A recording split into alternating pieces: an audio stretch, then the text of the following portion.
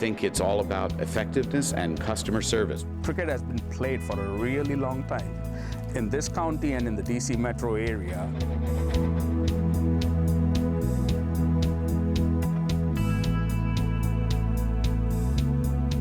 We certainly go back a ways, right? All the way back to young Dems.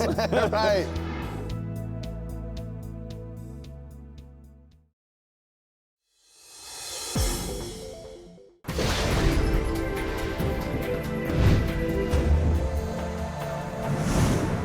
Welcome to County Report this week. I'm Mona Virgili. Thank you for joining us.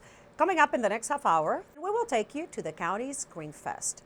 But first, the Council's Ad Hoc Committee on Liquor Control has wrapped up a segment of its discussions on how that department handles business. Susan Kennedy brings us a story. I wanted to just make a note. The committee was formed after a recent report from the Council's Office of Legislative Oversight found the current system of distribution in the county was flawed. They heard from business owners who told them they are frustrated with the current system and that it's hurting their livelihood. In the district, we can have, one of our wine reps and say, you know what, I've got 10 cases of ABC wine that normally sells for, $10 a bottle, $12 a bottle. If you take all 10 cases, we'll sell it to you for $5 a bottle because we got to get rid of it. That we can't do that in the county. That's illegal. That doesn't happen.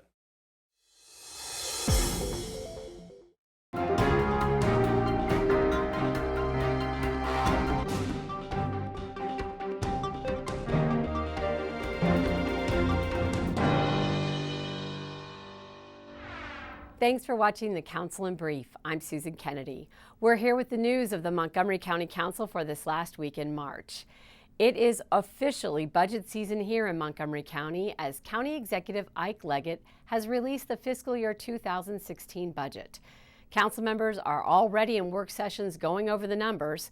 Council President George Leventhal gave us a brief overview of what's ahead these next few weeks. We're looking forward to tackling this budget. It's, a tight budget. It won't be easy. We're going to go up now to Jack Lapine's house and deliver that $6,000 check to him and his wife right away. But so good to see you again. Oh, same here. So you just very good to see you again. Right I am so happy that this worked out. I was here 4 or 5 months ago talking to you about it. I remember. And you told us the whole sad story. Yeah. And neither one of us were sure it was going to work out as we had hoped. But luckily it did. I thought I was going to die. Did you?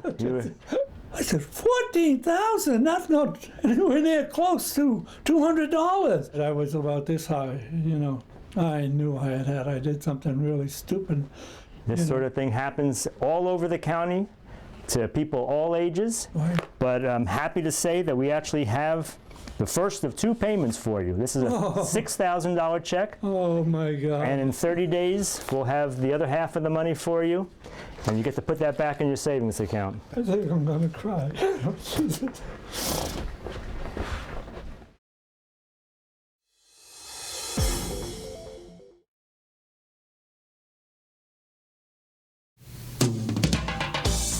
Y a partir de este momento, Montgomery al Día. Un programa presentado por el Condado de Montgomery con el objetivo de mantener a la población latina informada sobre todo lo que acontece en nuestro condado. Un espacio informativo para que usted obtenga acceso directo a los servicios de su gobierno local. Aquí da inicio Montgomery al Día. Queda con ustedes la presentadora de este programa y portavoz hispana del Condado de Montgomery, Lorna Virgili. Muy buenas tardes, queridos amigos. Bienvenidos una vez más acá su programa oficial del Condado de Montgomery, Montgomery al Día. También galardonado a nivel nacional. Y como de costumbre, su servidora y portavoz hispana de este condado, Lorna Virgili. Muchísimas gracias por esa sintonía. Y bueno, en esta tarde media que lluviosa, hoy vamos a traer muy buenas noticias.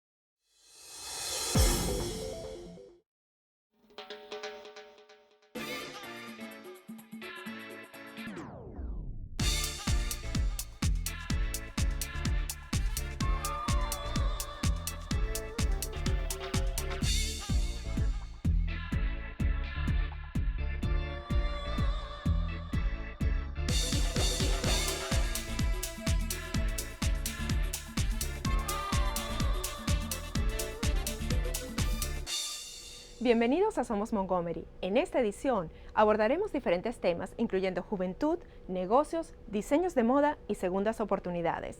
Comencemos con la historia de Edgar Romero y cómo él está aprovechando su segundo chance.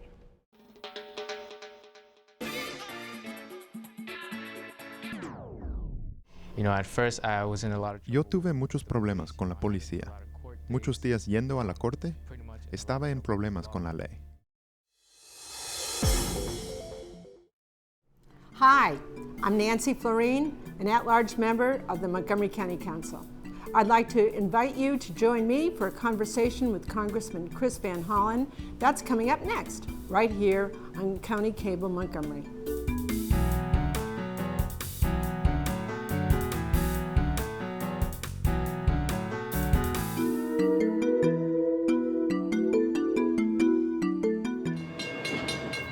On this show, No Boundaries travels to the Black Market Bistro in Garrett Park. While staff prepared for the lunch crowd, Nancy Florine, an at-large member to the Montgomery County Council, and Congressman Chris Van Hollen, who represents Maryland's 8th District in the U.S. House of Representatives, shared their perspectives, discussed common concerns, and looked to the future. They began by talking about the restaurant, a centerpiece to the neighborhood where Councilmember Florine resides. Welcome. It's great to be here, and thanks for having us at the Black Market Bistro. I know you worked very hard to help renovate this area and even bring this restaurant here. How'd that happen? Well, you know, this is a really important place to me, this whole building. When I was mayor of Garrett Park, I led the charge to really renovate this whole building.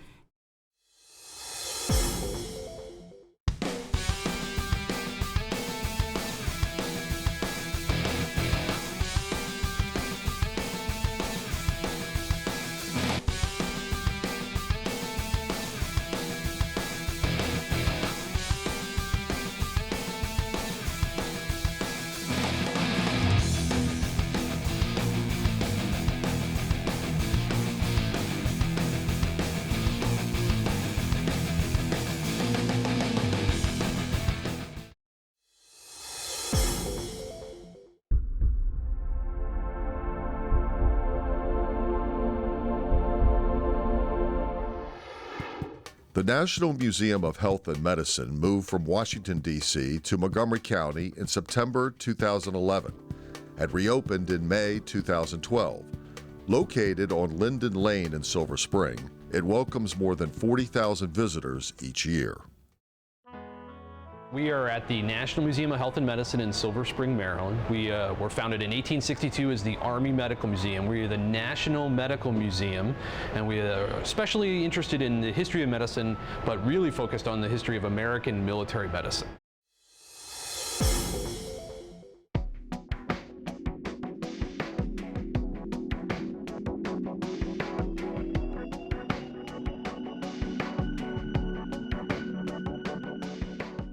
Welcome to Made in Montgomery. I'm your host, Susan Kennedy. Montgomery County is often referred to as the economic engine of the state of Maryland. A healthy, diverse business economy here sets us apart from counties across the nation. In this show, we take a look at some of the businesses, large and small, that keep the engine chugging here. There's no denying the demand for natural and organic products is growing by leaps and bounds. But here in Montgomery County, the market is expanding to more than just grown-ups. A Bethesda woman is capitalizing on the organic movement by offering homemade organic baby food with the goal of providing green choices to babies from all walks of life. When Adria Kinnear's son was 18 months old, she caught him gobbling down a plate of Brussels sprouts. I thought to myself, wow, I should probably catch this on film because nobody would believe me that my almost two-year-old is eating Brussels sprouts like this. It was at that moment this Bethesda mom thought all children should be exposed to more healthy food choices.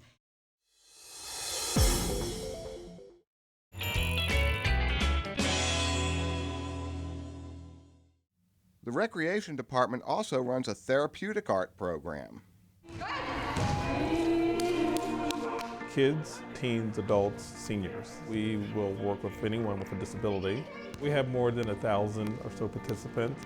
Majority of the summertime it would be camps. We also have a number of adults For the most part during the year, who we serve the most, we do specialized programming for individuals with disabilities, which would include things like aquatics, art programming. It's nice to see you. Good to see you. How are you, buddy? Good. Yeah? Good, good. How are you there? I've been teaching this, I think, 16, 17 years now. Come on over here, Ray. Ray, this way. In case Nina comes in. I have a group of about 12 students coming in, and this is with the Therapeutic Rec program, so it's sort of a guided group. And I do between 3 and 5 classes a week with the Therapeutic Rec program. 200 years of Catholic faith in Rockville. Stay tuned.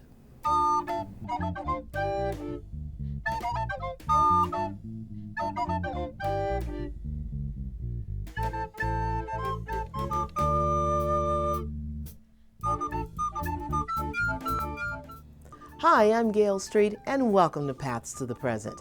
On today's show, we will celebrate a milestone with St. Mary's Catholic Church in Rockville. Founded in 1813, St. Mary's is marking their bicentennial.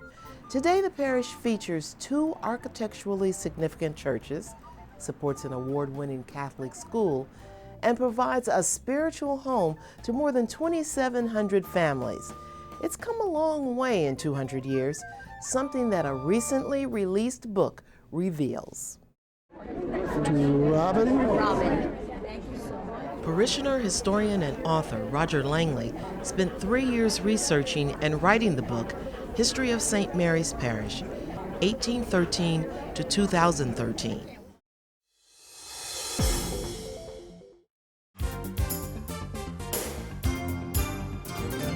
With the construction of the new Silver Spring Transit Center, there are now some opportunities to spruce up and rework areas in downtown Silver Spring.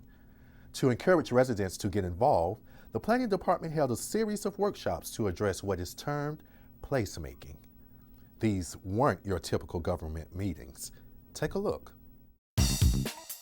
Councilmember Hans Reamer is the one that came to us to see what we could do to assist with organizing a workshop or series of charrettes that would really focus on placemaking, identity, and just a fun movement to try and engage downtown Silver Spring and create a new character for it. My interest in this started by thinking about the transit center and the property at the transit center that's going to get developed in the future, and the need for more park space in downtown Silver Spring.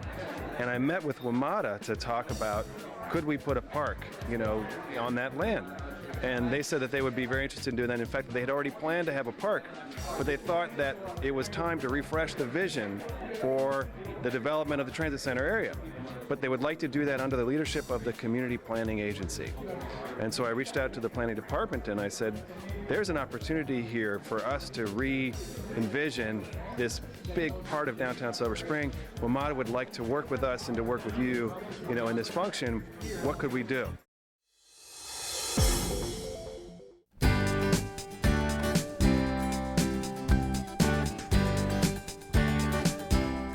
Hello, and welcome to this edition of Young Montgomery, Montgomery County's youth-oriented show where we highlight the accomplishments of our county's youth population. I am Alicia Escoto. And I am Daniel Menendez. Today we have with us an empowering group of young ladies who are part of Community Bridges. For those of you not yet familiar with Community Bridges, it is a nonprofit organization that provides multicultural empowerment and leadership programs for diverse girls in Silver Spring. Community Bridges empowers girls from diverse backgrounds to become exceptional students, positive leaders, and healthy young women. Alicia, let's introduce our guests. Here are Siri Santos, Raquel McKenzie, and Yenny Giron. They are students at Springbrook High School, Blair High School, and Silver Spring International Middle School. Welcome to Young Montgomery, and thank you for being our guests today. Hi.